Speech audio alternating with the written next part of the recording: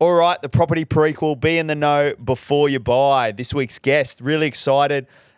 One of few in the VIP list of repeat guests. I can count them on one hand. There's not many, so I don't know whether he knows that or not, but he's one of the very few repeat guests. We'll get onto him in a second, but firstly, as always, really appreciate all the support for the podcast. Gone around two or so years strong now, and it just continues to go strength from strength, and that wouldn't be possible without all the support. So, yeah, if you find value out of any of the episodes, make sure you do like it. But most of all, share it to a friend who you think should get some knowledge before they buy. So that's the whole purpose around this, just trying to create some knowledge before you buy. So one of our last guests, this will be probably our last guest, probably not our last episode because I want to do a wrap up for the end of the year, but probably our last in-person guest for the year. So we'll make it a juicy one. And I thought I'd get the big dog in himself. He's on the Gold Coast. He's here for the Your Town prize home, and we'll chat around that a little bit because I want to pick his brain. It's one of the best I've seen. It's smack bang on the Goldie in Mermaid Beach, Miami. Jason Pate designed as well. Got the boys from Render X who have all been on the podcast as well. So it's got a nice flavour to it. But we've got the one and only Darren Palmer back, repeat guest, mate. How does it feel? Well, I didn't know it was that special. Mate, now I feel the red really carpet, special. yeah. That's fantastic. Mate, thanks for popping by. What's doing on the Goldie? Well, we just built a house and we started in February and we finished in September. So how about that? Man, you've knocked it out quick, hey? Yeah, absolutely So crazy. quick. I mean, like, the block, they build those houses in 12 weeks. But February, March, April, May, June, July, August, September. So 8 months. We got to build a house from the ground up in Miami for Your Town. It's one of the few houses they've built from scratch. Yeah. And Jason Pate, as you said, designed it, and he's just a legend. Yeah, he's good. His architecture's gorgeous.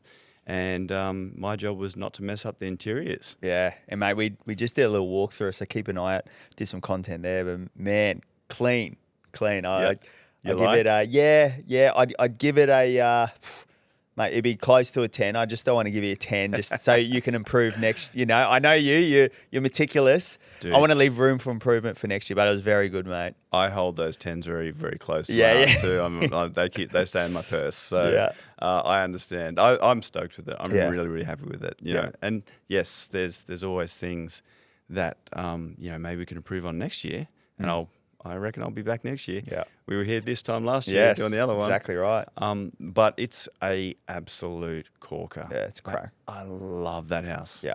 A lot of buyers, obviously, as a buyer's agent working on the Gold Coast, I'd say last year, and if you haven't listened, everyone, we did an ep with Darren Palmer, probably this time last year, where he was on the coast. We got more of a background of his story from Rocky, was it? Gladstone, sorry. Sorry, no disrespect to Rocky. But it's all good. Same but different. But yeah, country boy from Gladstone, and mate, what you've been able to build and achieve has been phenomenal. And if you haven't listened, go back and check Darren Palmer's. That was more on Darren's story, but I thought today it'd be really good to dive deep on, I guess, Darren's expertise, because one thing I took away from our first chat was, the amount of knowledge in there. And again, we needed a full ep for it. So this is the ep for it, people. So get your notepads out. I've been listening to what buyers want, and what I've noticed, Darren, is that there's a real trend at the moment with your mum and dads or just young couples or even solo people having a crack at, like, they watch things like The Block and stuff like that, but Instagram now, Pinterest, people are getting really creative and with no experience, and they're just going out there and having a crack. And some people, especially on the Gold Coast, have done really well. We've interviewed a lot of them throughout the year, and what I find the best eps are always the ones where they're just giving their golden nugget tips, because everyone wants to do it, but there's a lot more to it than meets the eye, right? Yeah, man. And there's a lot of things that you can do well easily for not much money, and there's a lot of things that you can do really badly if you don't know what you're doing. Yes, 100%. I don't know what's in my head until you ask me questions, by the way. Yeah, so just, you ask a question, let's see what comes out. We're just riffing here. We're just riffing in the way I like it. But, mate, firstly, just before we get in that, the block this year, it was an interesting one, hey? It was. I love the homes, more that sort of suburban, smaller block sizes, a bit more city living. What was your take on the block this year? Yeah, human scale, which was fantastic. Great to see. They were all diverse in terms of their aesthetic, architecturally, super and in terms different. of their interiors. So like different. totally different ball games. Made my job really hard because we were not comparing apples to apples often, and one room would be work from home space, and the other one would be a bedroom. Yeah. And then from a real estate point of view, we're like, okay, hang on, where's the value at? Like, are they, because when they listed them on Domain, some of them were 5-bedroom homes, some were 4-bedroom homes. And then from a valuation point of view and from your comps, you're like, okay, hang on, what are we comparing? We're comparing all the amenity and location, yes, but also who's got more bedrooms and bathrooms, and then reserve price and all that. So it was very, very interesting from a real estate point of view, very interesting from an interiors point of view, very interesting from a judge's point of view. No, as always, mate, your advice there was gold. Just on that, and now moving into this year, firstly, for yourself, Darren Palmer, the man himself in the brand, mate, lots been happening. We've been staying connected over the last 12 months. You got candles now, you got rugs. Dude, just give us a quick idea. What's changed since last time I spoke to you? Matt, I've been busy. So since last time we sat here, I have designed an apartment building in Canberra. I have designed this house with Jason Pate for your town. I've subdivided and built a house from scratch at the front of my house. I've renovated 3/4 of my house in Bondi at the back at the same time. Before I had to do that, I had to lift up our cabin that was above our garage and take that down to the beach house and put that under a CDC in the backyard. And as well, I've built e-com and a rug range and an art range and a range of candles and all the other ambassadorial stuff and film the block. Busy. And there's a few more ands in there. Why go into it? I'm I'm curious, already exhausted. I'm curious to know, because this is an interesting one and a growing space.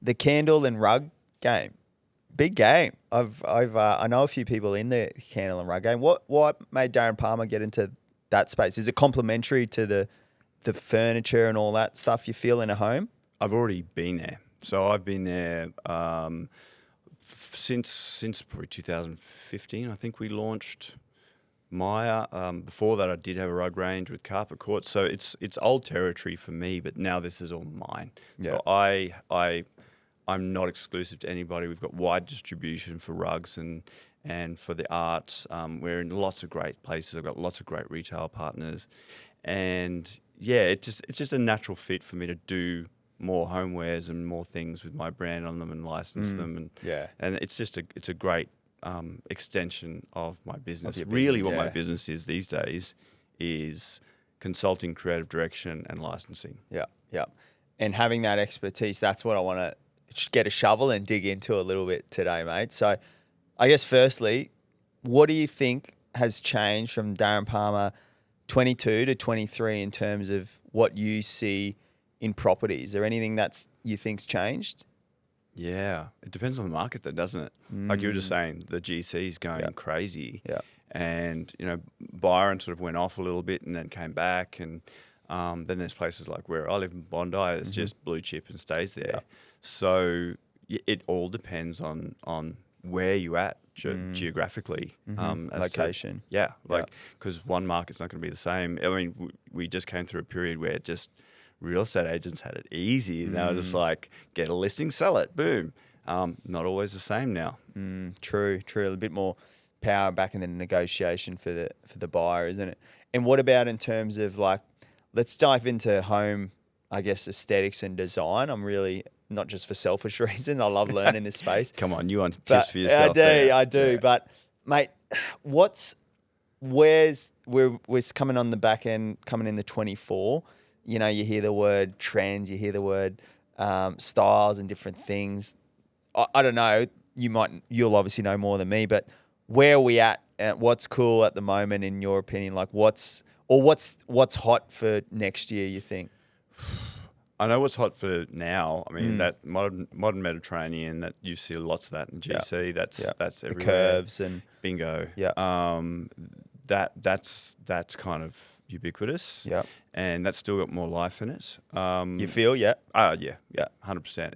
It's just, it plays to that sort of lovely 80s retro and that tactility, and also that idea of travel and resort-like living. It just ticks all those boxes. So that's still got some life in it. I'm looking at interiors trends from sort of a materials and aesthetic point of view. Corduroy instead of boucle. Yes. Yeah. Yeah, like macro, like big thick cord. That's a thing. Furry furniture, apparently. So like occasional chairs and sofas and stuff. Like you know those. You're not old enough to remember this, but when I was a little kid, there was like those shag pile rugs, like the really long pile rugs. Okay. But on furniture. Yeah. So, okay. that's happening. And gosh, what else? Gosh, you put me on the spot here, Matt. I should have done some research. Yeah. Yeah. Is there anything you feel into next year to keep an eye on? I guess here's some value. Anyone like getting into that renovation space and the design space, and they want to, because I'm noticing more and more people are getting bold. They're getting more bold with what they're putting inside their homes, with the furniture and whatnot. Is there anything you think to add value to anyone who's got some sights set on projects in the next year to have a crack at and be bold? I would say look at the example of the block this year. That's a really good example because, and it's what I've done with the Your Town house too.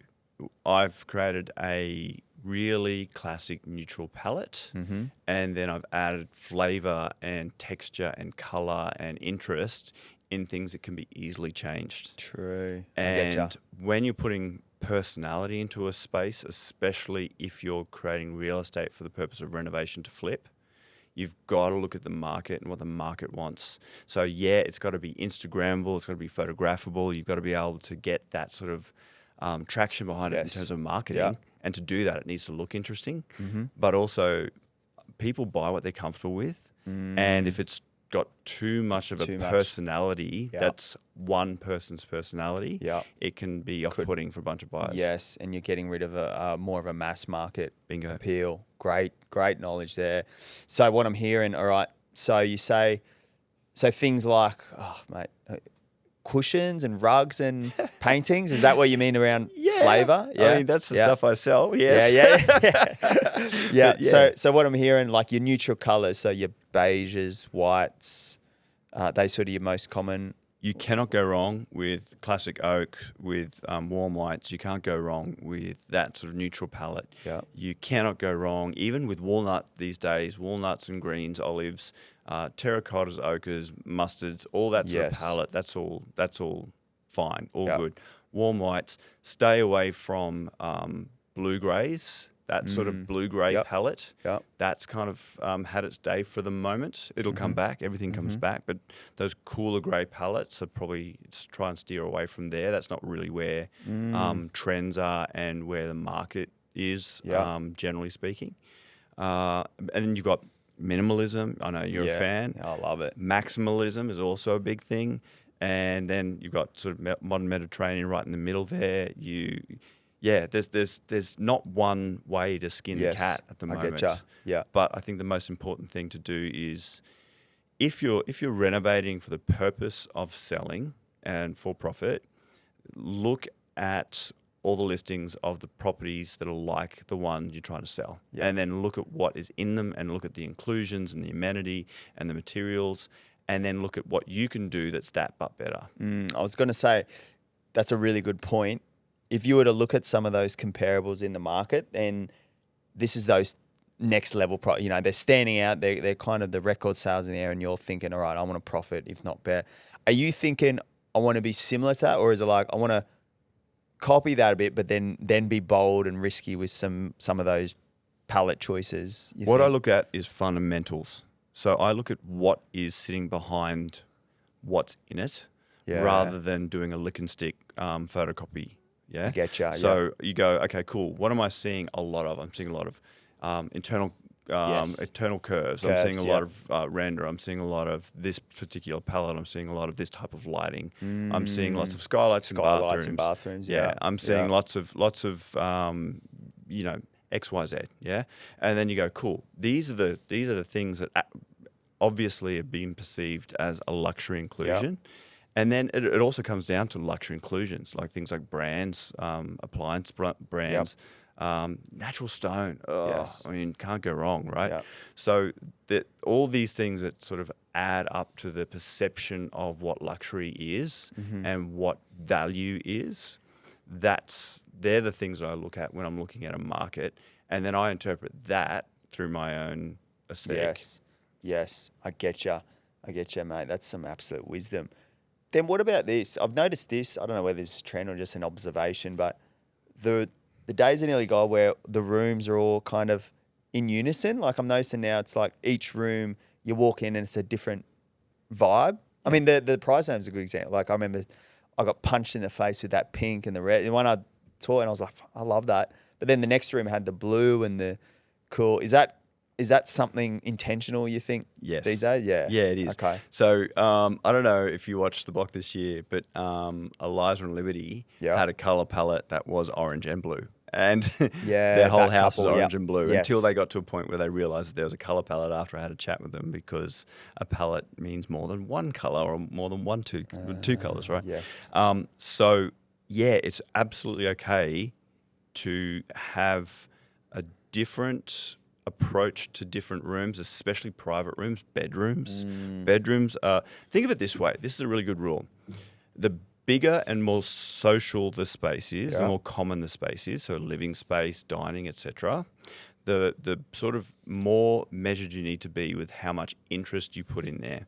The smaller that space and the more private it becomes. So a bedroom, but you can go bolder. A powder room, even bolder, right? So measure it's sort of like a diametrically opposed amount of interest to the amount of space you've got. In there. And then, but with big spaces, you take big interest. So artwork, staircase, fireplace, architectural details. They're the things that you sort of get lots of punch and interest out of in those bigger spaces. Whereas in smaller spaces, you can do it with decorative inclusions, wallpaper, decor, rugs, art, candles. Yes. Yeah. Right. At DarrenPalmer.com. You're walking in a DP room. Yeah. Okay. I get you.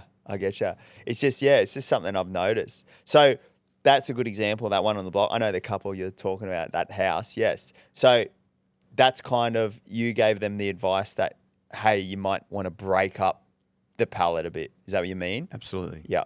So that orange, obviously, key livings and stuff like that. And then do you mean in the bedrooms maybe mix it up a bit, or? What I mean is a colour palette is, if you look outside in nature, you don't just see green or blue in the sky. Yeah. You see all sorts of nuances of pinks and beige and mauve and all types of different colours of blue and green and yellow and every colour of the rainbow, obviously, literally. Yeah.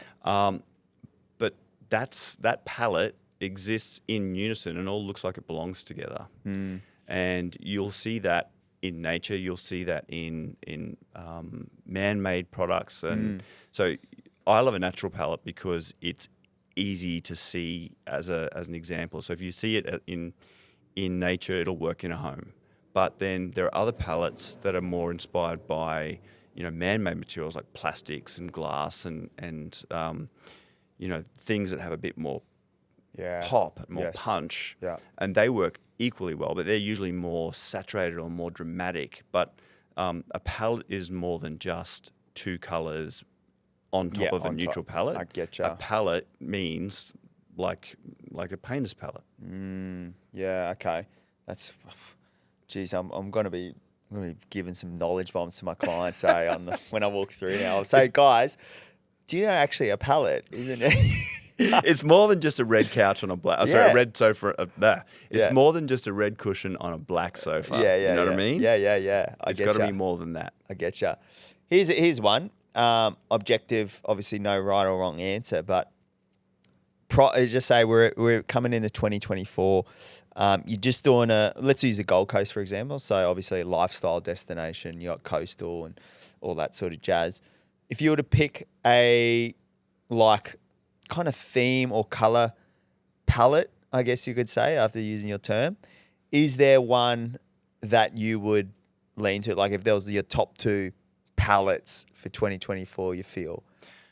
am I going to get in trouble with your Zero other to- half? no, Because no. like, are you trying to win an argument here? Is that what's happening? No, just pure selfish. But I have got the notepad here, but that's got nothing to do with it. Look, as I said before, I think you're going to get a lot of life out of terracottas, browns, ochres, sort of saffron color, those warm palettes with warm based whites. Definitely you get lots of life out of that. Yeah. You'll always get life out of green. Yeah, I noticed that olivey greens Bingo. in hay. Yeah. So the more grey based greens, I think there's that whole palette, but that even ties in with the browns and the russets and the rusts. Yeah.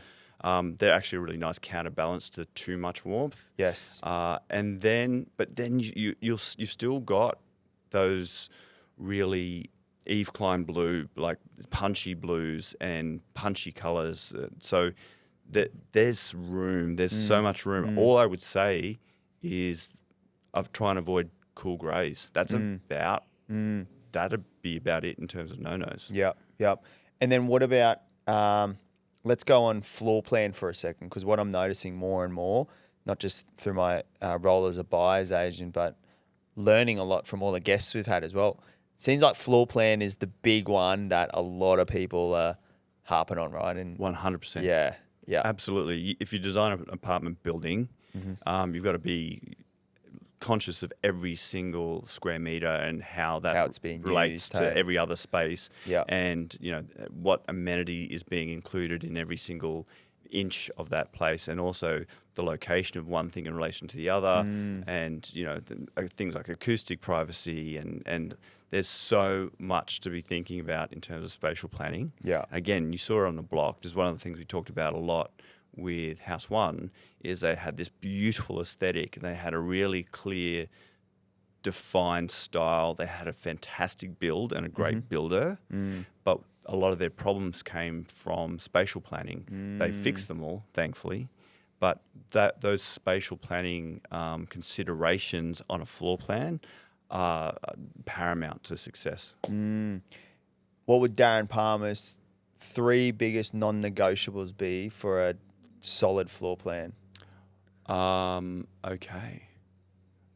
Jesus, you stumped me, Matt. I'm thinking, look, available natural light.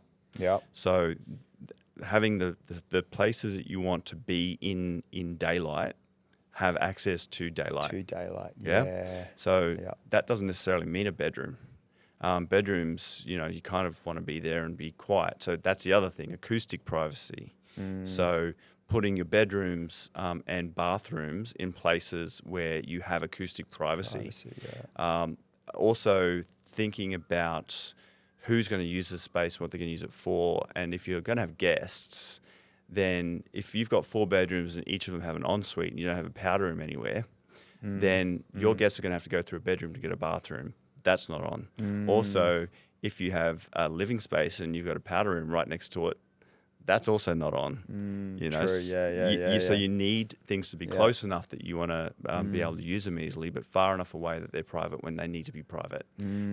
Great point. Yeah, I like it's that. about planning spaces and how they relate to each other in terms of making their amenity and their use as easy as possible, but also providing the levels of privacy and isolation that some spaces need. Yeah. So that's number 1. What I'm hearing there is That was one.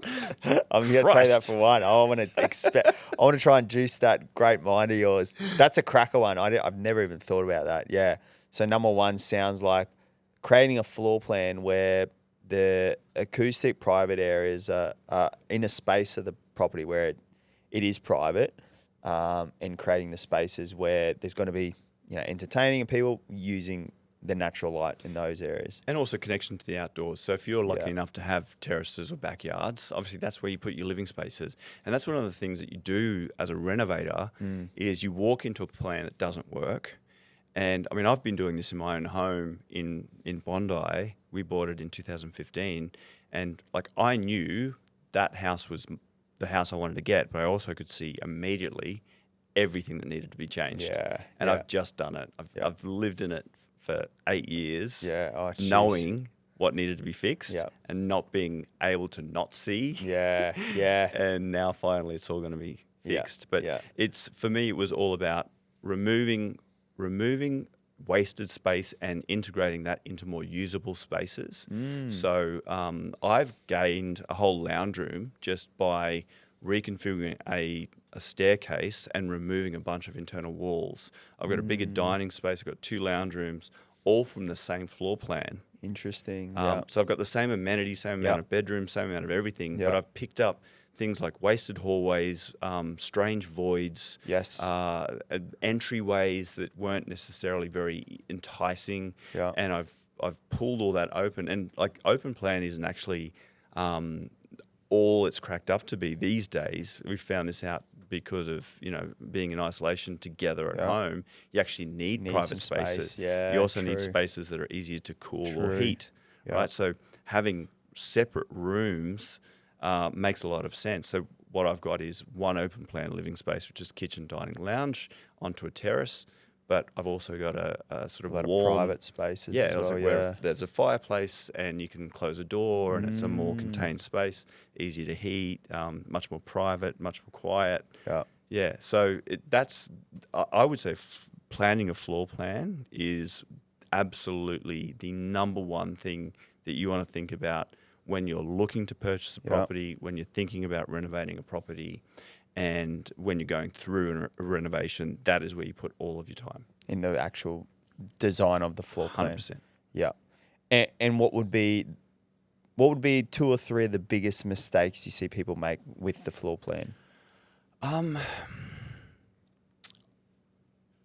don't know. I don't know if it's a mistake, but it's actually really, really easy to design a small bathroom, and it's actually quite difficult to design a big one, because with a small bathroom, it's basin, toilet, shower, or toilet, basin, shower. Yeah. Right. It's like that. It's like one of 3 configurations in a small space. You can work it out.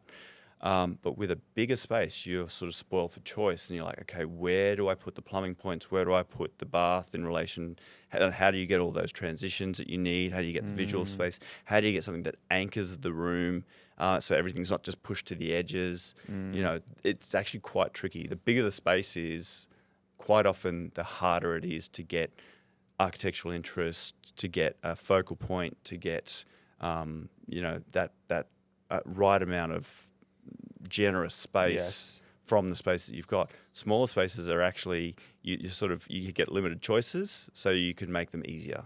Does that make sense? Yes, that yeah.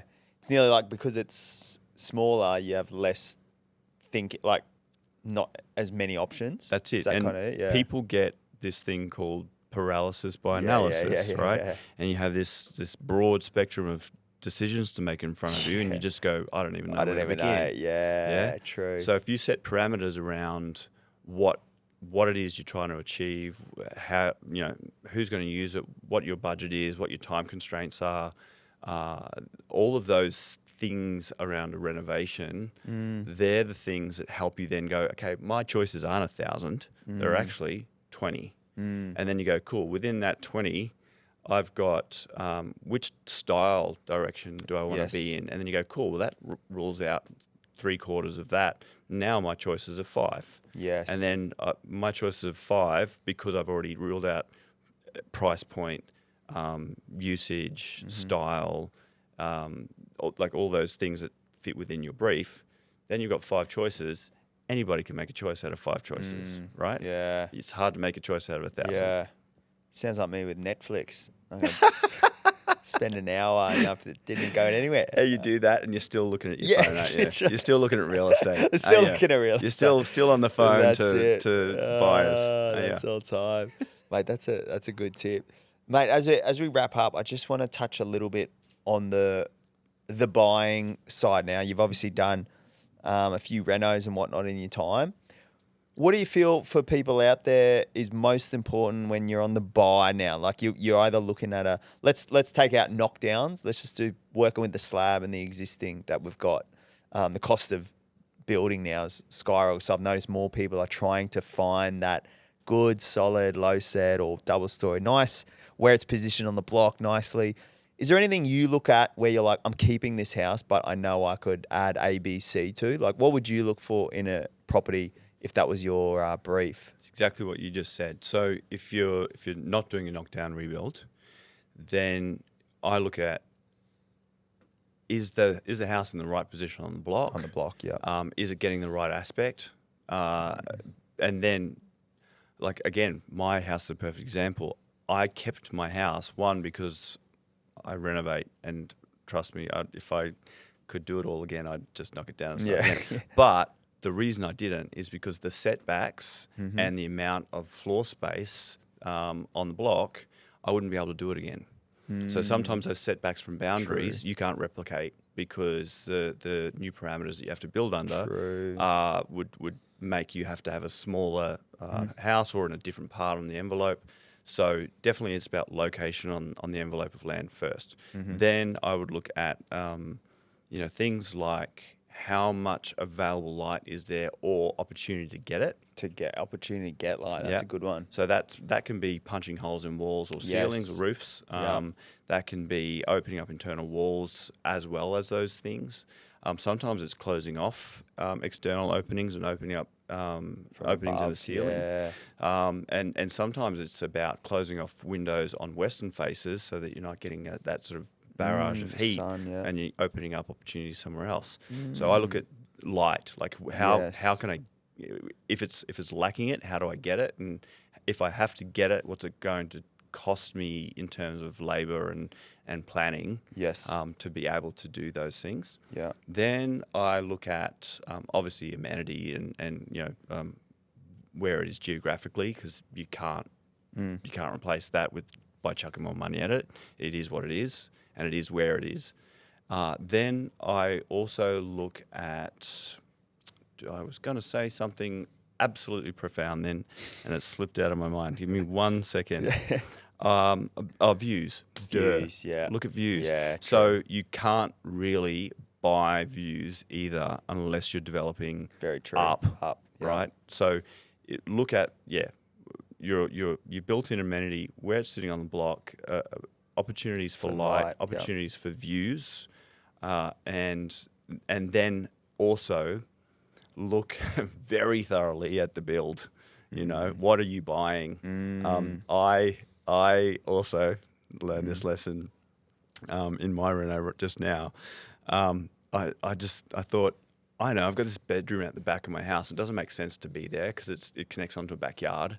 So that needs to be a lounge room. And in my DA, it's a lounge room, right? But I wasn't planning on doing that in this part of my DA because building is expensive. And so I was like, I'll just do that later.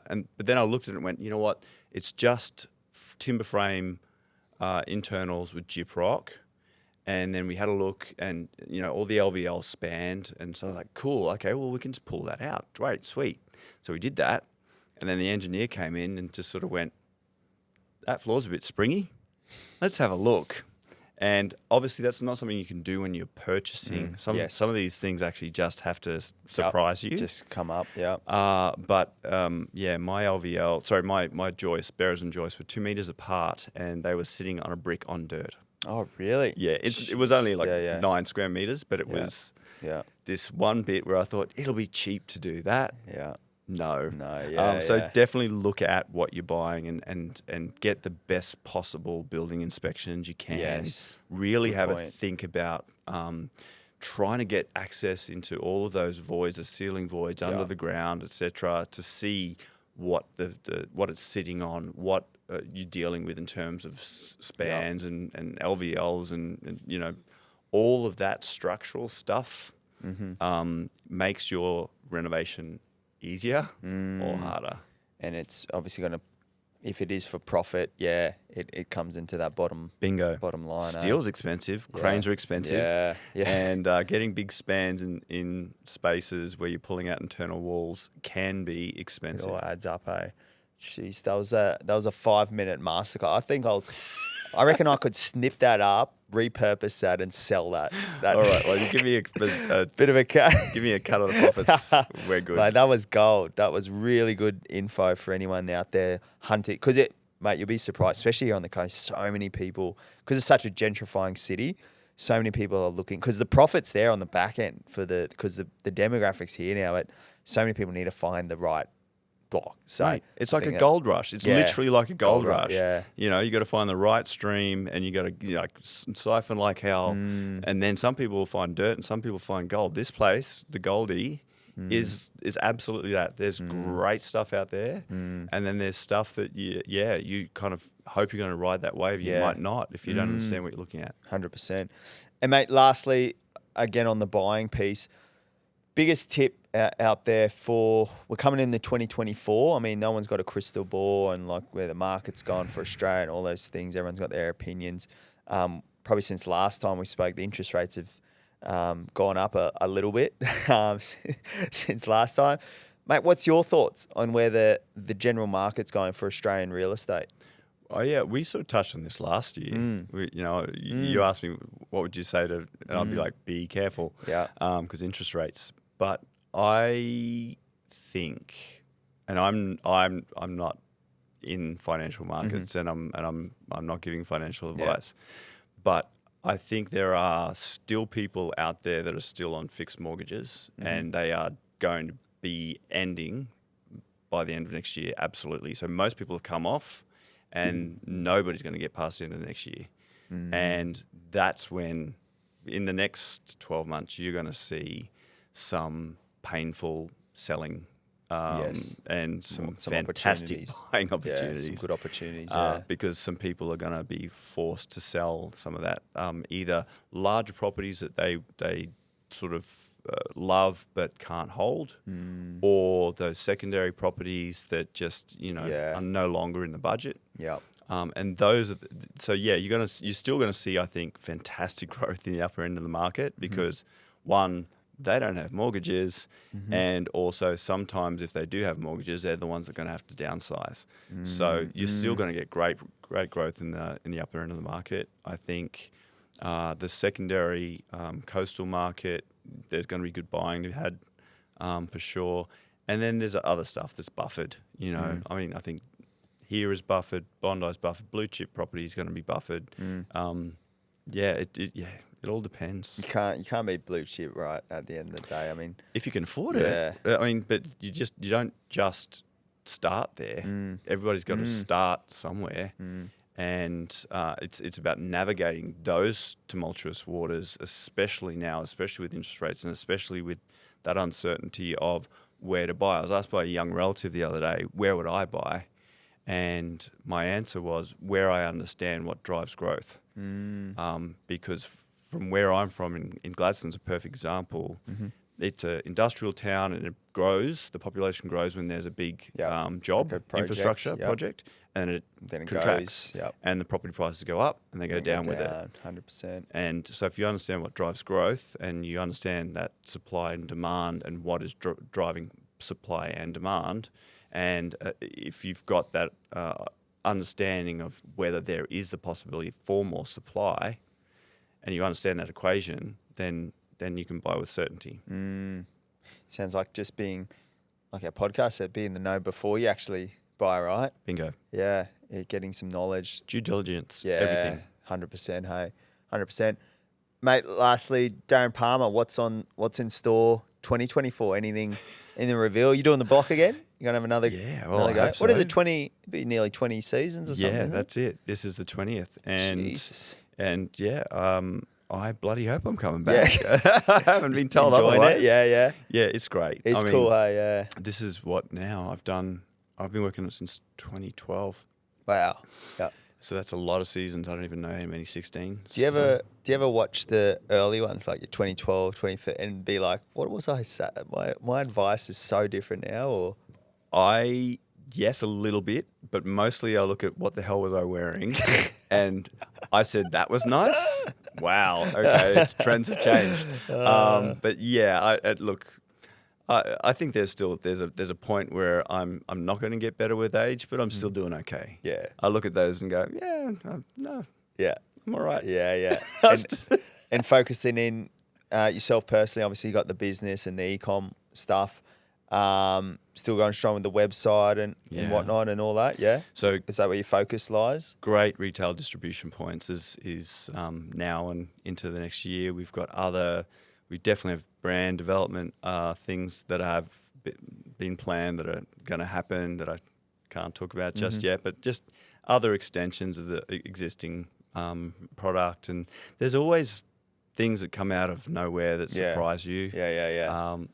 I'm fortunate that sometimes opportunities just pop up, and it's surreal. Sometimes I think, maybe I've that's enough for me. It's going to end. Yeah. And then something else comes, and you're like, oh, cool, all right, I've still got life in me. Great. Create your own luck, I believe, mate. It all comes warranted, I'm sure. And, mate, if there was 3, because usually we do the fast fire, but we did that last year. I want to know, 2023, we're coming on to the back end now. Been an amazing year for yourself.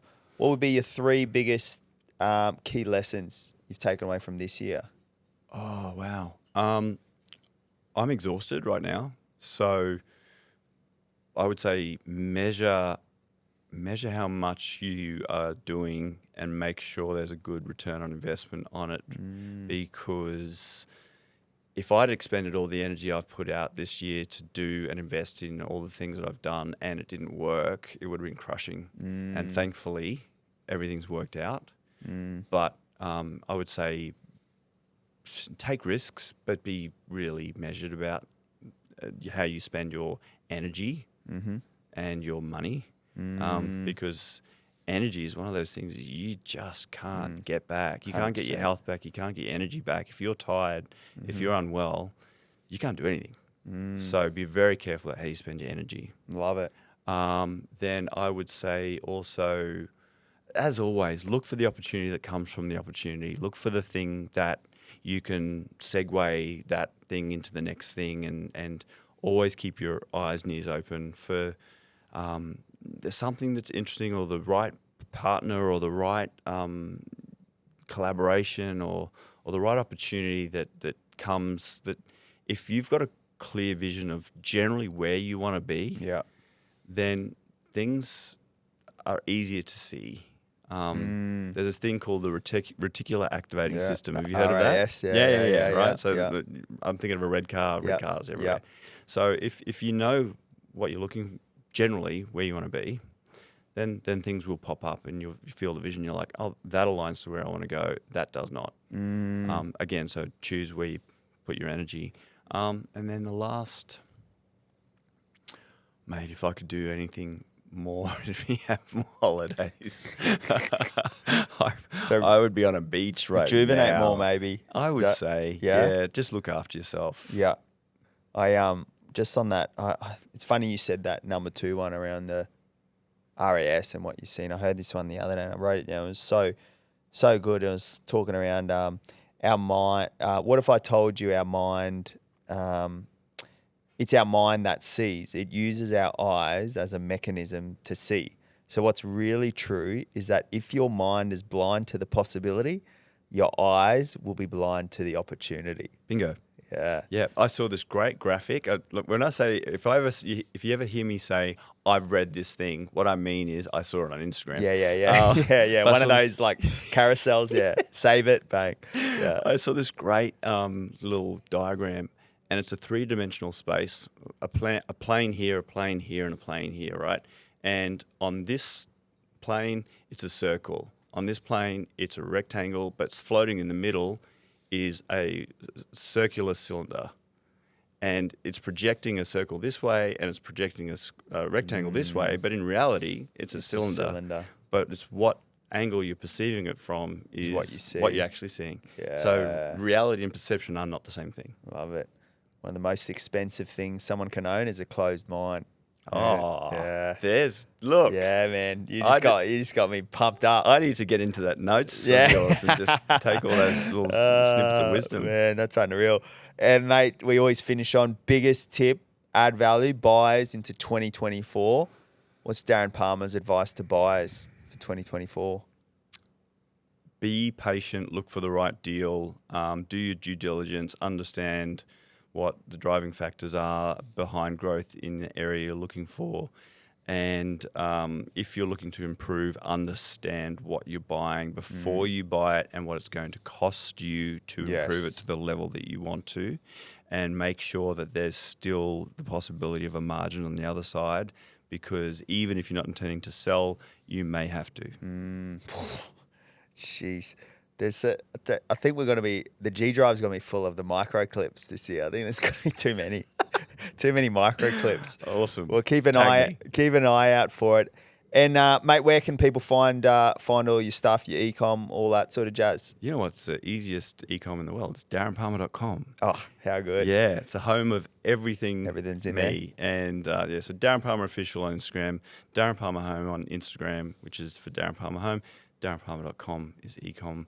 And that's me in a nutshell. And mate, we'll put the memo in. What do you reckon? Same time next year, you'll be back. Matt, why not? Christmas time. Why not? It's such a pleasure. Yeah, I really appreciate your time, Darren. Really appreciate you showing me through the property as well in Miami there. Keep an eye out for that.